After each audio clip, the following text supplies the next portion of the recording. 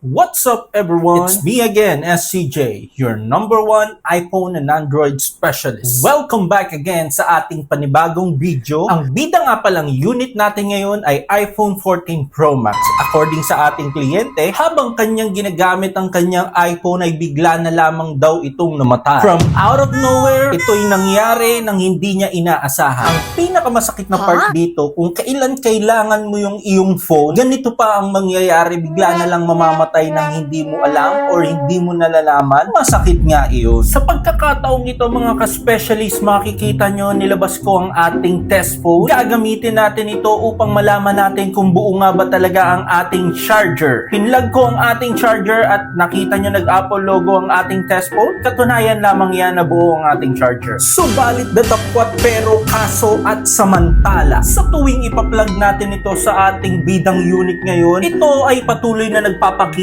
ng walang resulta. Ibig sabihin, talagang walang power ang ating bidang unit ngayon. At sa pagkakataong ito, ipapakita ko sa inyo kung paano natin bibigyan ng pinakamainam na solusyon ang unit na ito. At sa lahat ng ating manonood at sa lahat ng ating mga followers, kung ikaw ay naka-iPhone 14 Pro Max, para sa iyo ang video na ito. Tandaan, hindi porkit wala ng power ang unit mo ay same solution ang pwede mong gawin tulad sa napapanood mong video ngayon. At syempre para magka-idea ka kung bakit nawawalan ng power ang inyong mga unit, ito ang ipapaliwanag ko sa video natin ito. Kaya ano pang hinihintay nyo? Just sit and relax and enjoy your watch. Sa pagkakataong nga ito mga ka-specialist, binuksan ko na ang ating unit at makikita natin sa ating screen ngayon na ang ating unit ay fresh motherboard. Ibig sabihin ng fresh, wala pang ibang gumagalaw sa motherboard natin kung hindi tayo pa lang ang gagalaw. At dahil nga tayo ang unang gagalaw sa unit ng ating kliyente, gusto kong ipaunawa sa bawat isa sa atin na kapag ganitong senaryo ng ating unit, hindi magiging mahirap ang ating pag-repair sa unit natin na ito sapagkat alam natin kung paano natin gagawin ang mga ganitong issue. At sa parte namang ito, dali-dali kong pinalag sa ating power supply upang malaman natin kung talaga nga may problema ang ating motherboard. At clear na clear sa ating screen ngayon na once na ino-on natin ang ating power supply, nagde-decrease ang ating 4.2 volts. Katunayan lamang yan na ang ating motherboard ay may shorted dito kaya hindi ito nagpapower. At dahil nga nalaman na natin na ang problema talaga ng unit natin ngayon ay ang motherboard, dali-dali ko itong itinangga. At makikita nyo, ito na ang ating motherboard. At sa part na ito, ang ating motherboard ay super fresh. Walang kahit anong sign ng repair. Ibig sabihin, walang ibang gumalaw. Tayo pa lang ang unang gagalaw dito.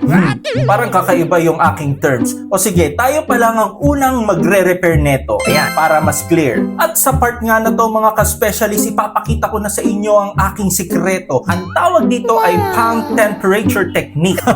Pagpasensya nyo ng mga ka-specialist na pagkamalang ko nang nandirito ang aking pulso. Pero ang tawag dito ay wrist temperature technique or mas kilala sa tawag nating palm temperature technique. Itong technique na to ay madalas kong ginagamit na kapag tayo ay nakatanggap ng motherboard na may sira. Lalong-lalo na kapag fully shorted ang motherboard. Napakabisa ng technique na ito sapagkat sa pamamagitan ng technique na ito malalaman ko kung saang parte ng motherboard ang may umiinit. At syempre pagkatapos kong malapatan ang ating unang technique, ito na ang susunod na ating technique na gagawin upang malaman natin kung saan nga ba nagtatago ang tunay na salarin na may likha ng problemang ito. Siyempre, bago ko umpisahan ng mga dapat nating gawin, uunahin nating tanggalin lahat ng mga dapat nating tanggalin sa ating motherboard. Lahat ng mga dapat masunog ay dapat tanggalin sapagkat ito ang magiging sagabal sa ating pagre-repair upang mabigyan natin ng magandang solusyon ang ating unit na ito. At para po sa kalaman ng bawat isa sa atin,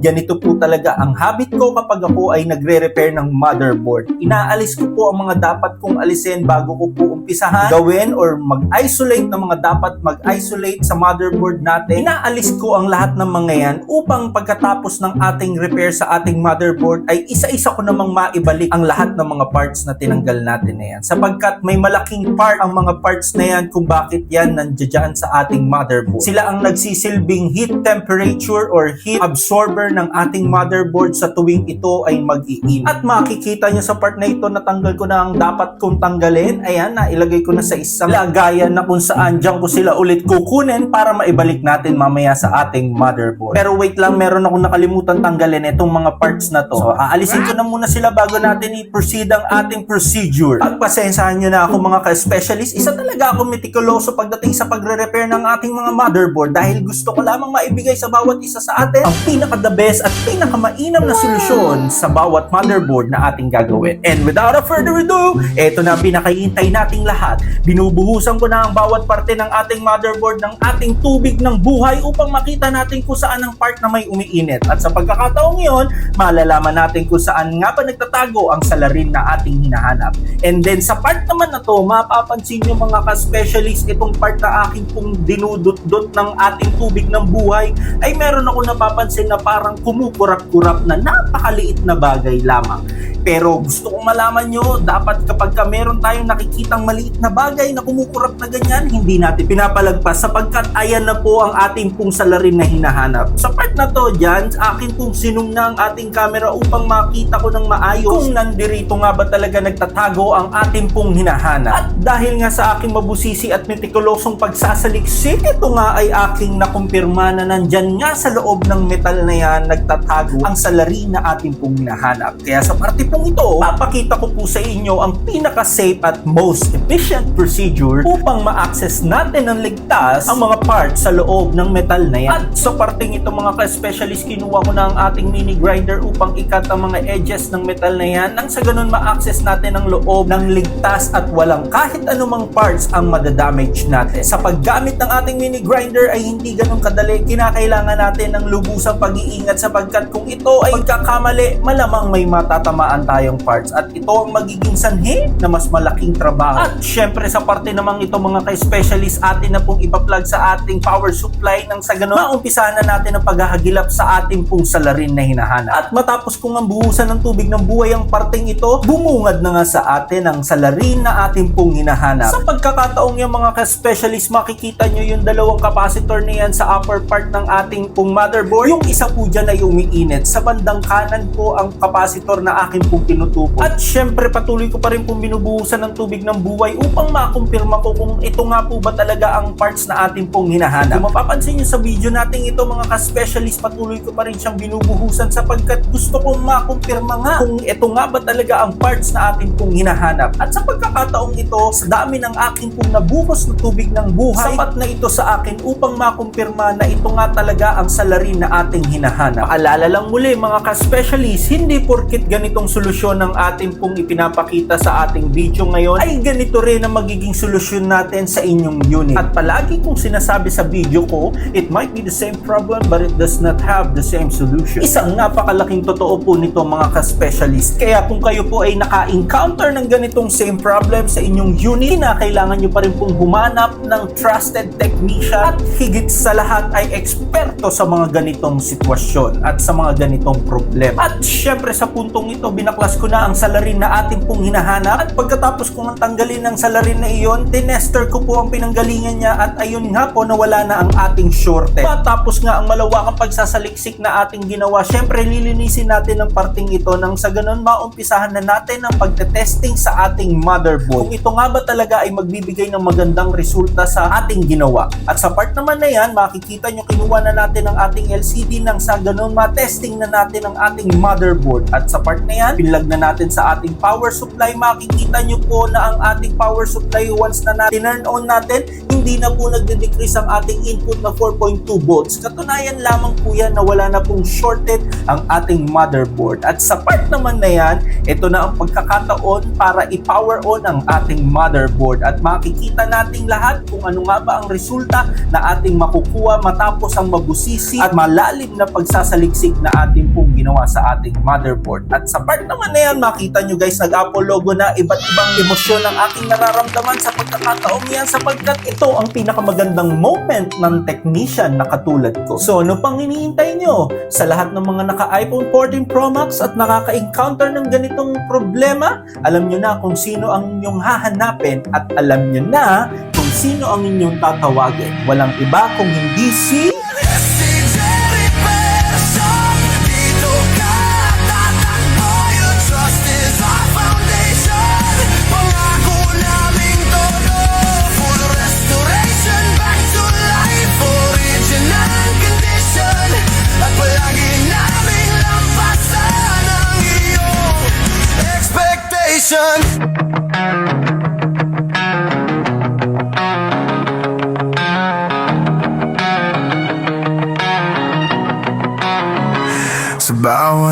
Basag na screen, may kwento kang dala. Bawat bitak at lamat may pangarap na nakataya. Huwag kang matakot, nandito kami palagi. SCJ Repair Shop, pag-asang laging naghihintay sa'yo lagi. iPhone man o Android, kaya naming buhayin. LCD battery cameras, handa naming ayusin. Kahit total wreck, di ka namin iiwan. Ibabalik namin ang sigla ng phone mong nasugatan. SCJ Repair Shop, dito ka tatakbo. Your trust is our foundation. Pangako naming todo, full restoration, back to life, original condition. At palagi naming lampasan ang iyong expectation.